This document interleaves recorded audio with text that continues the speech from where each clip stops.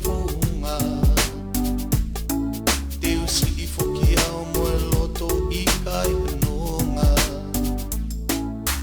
Cut your love, cut your love, cut your love, cut your love, cut your love tapahine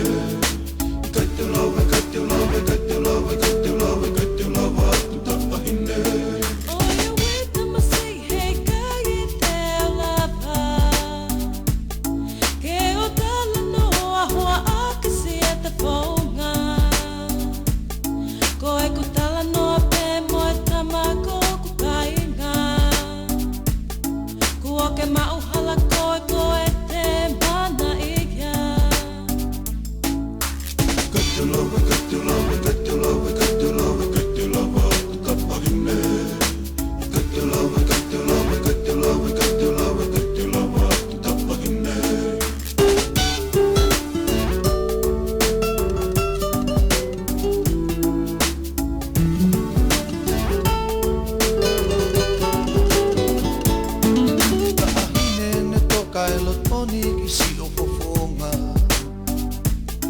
Ihe ulu aki ihe mi akotoa